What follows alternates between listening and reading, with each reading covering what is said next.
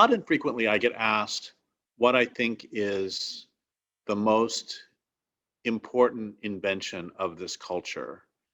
And I honestly don't think it's the screw or the pump or the lever or the wheel. I honestly think that the most important invention of this culture is what Lewis Mumford called the mega machine, which is a top down, bureaucratic, military style organization that allows tens of thousands, allows hundreds or thousands or tens of thousands or millions of people to work toward one end. The first mega machine that um, Mumford talked about were the construction armies for the pyramids. Or there's also, he talks about them as being a style of organization that allows for both armies of destruction, war, military armies, or armies of construction, such as built the pyramids, which I would also call armies of destruction when you include the natural world.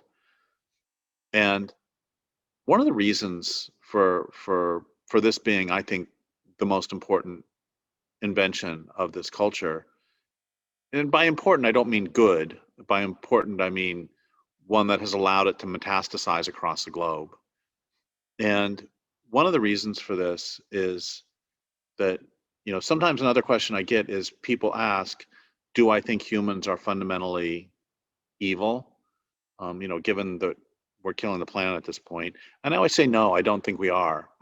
I think humans are fundamentally contentious, uh, by which I mean we pick at each other.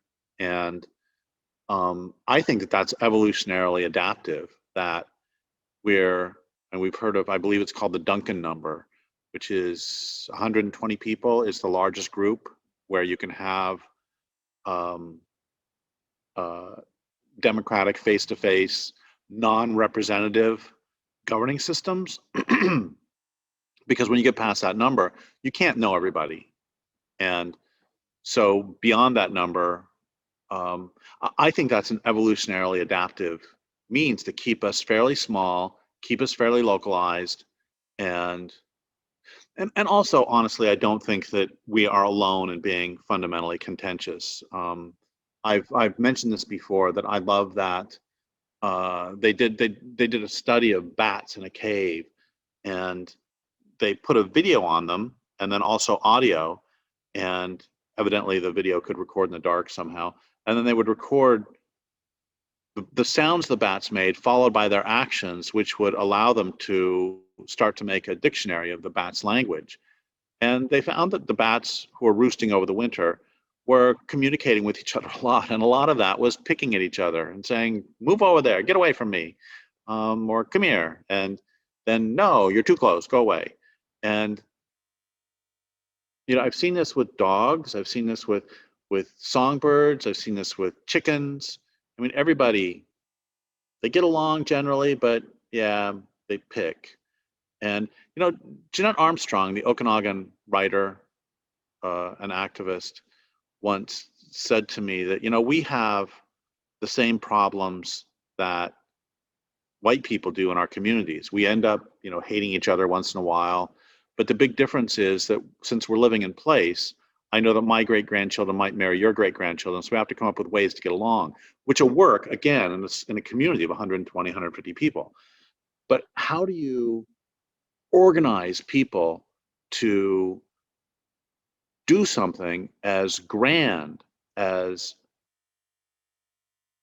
building the pyramids? And that's where this invention comes in. It would not be possible with small groups of 100 people all sniping at each other, gossiping about each other. So the mega machine is a way to organize large numbers of people. And part of the brilliance of it is that it doesn't matter what you're organized to do. You can be organized to build a giant pyramid, which is a beautiful metaphor because, of course, the pyramids were giant tombs.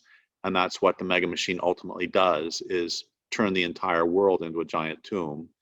And it can be for that. It can be to send a rocket ship to Mars and metastasize there. It can be to sell Coca-Cola. It can be to make an army that invades Russia.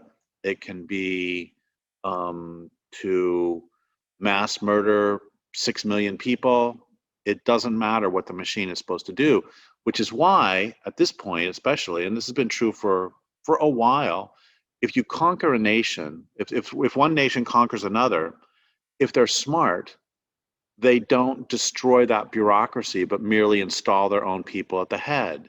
Because it doesn't matter if you're running a train for the Nazis or running a train for the Soviets or running a train for the Allies. You're just running the train. You still do the same job. So it's, and what it is, the Mega Machine is a collection of people organized, as I said, in a top-down fashion, where the individuals are cogs in the larger machine. So it's a machine composed of human beings who are replaceable with another. And without this organizational structure, the murder of the planet would be completely impossible. The overrunning of the planet would have been completely impossible. And I think in that sense, it is at least as important as the wheel, as the pump, as the lever.